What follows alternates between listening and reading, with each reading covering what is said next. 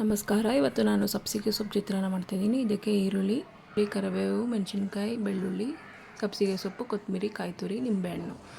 ಮೊದಲಿಗೆ ಸ್ವಲ್ಪ ಕಡಲೆ ಬೀಜನ ಎಣ್ಣೆಲಿ ಹುರ್ಕೊಂಡು ಎತ್ಕೊಳ್ಳಿ. ನಾನಿಲ್ಲಿ ಕೊಬ್ಬರಿ ಎಣ್ಣೆ ಬಳಸ್ತಿದ್ದೀನಿ.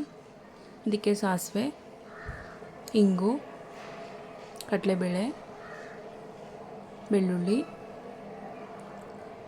ಕರಿಬೇವು, ಹಸಿಮೆಣಸಿನ್ಕಾಯಿ ಹಾಕ್ಕೊಂಡು ಹುರ್ಕೊಳ್ಳಿ. ಈಗ ಸ್ವಲ್ಪ ಅರಿಶಿನ ಹಾಕ್ಕೊಂಡು ಈರುಳ್ಳಿ ಹೆಚ್ಕೊಂಡು ಹಾಕ್ಕೊಳ್ಳಿ. ಇದಕ್ಕೆ ಸ್ವಲ್ಪ ಉಪ್ಪು ಹಾಕ್ಕೊಂಡು ಚೆನ್ನಾಗಿ ಫ್ರೈ ಮಾಡ್ಕೊಳ್ಳಿ. ಈಗ ಈರುಳ್ಳಿ ಎಲ್ಲ ಸಾಫ್ಟ್ ಆದಮೇಲೆ ಸಬ್ಸಿಗೆ ಸೊಪ್ಪು ಹಾಕ್ಕೊಂಡು ಒಂದು 2 ನಿಮಿಷ ಫ್ರೈ ಮಾಡ್ಕೊಳ್ಳಿ.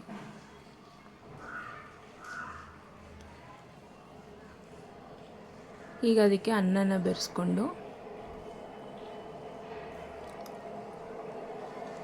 ಅದಕ್ಕೆ ಕೊತ್ತಂಬರಿ ಸೊಪ್ಪು, ಕಾಯಿ ತುರಿ, ನಿಂಬೆ ರಸನ ಸೇರಿಸ್ಕೊಳ್ಳಿ. ಸ್ವಲ್ಪ ರುಚಿಗೆ ಉಪ್ಪು ಹಾಕ್ಕೊಂಡು ಚೆನ್ನಾಗಿ ಮಿಕ್ಸ್ ಮಾಡ್ಕೊಳ್ಳಿ.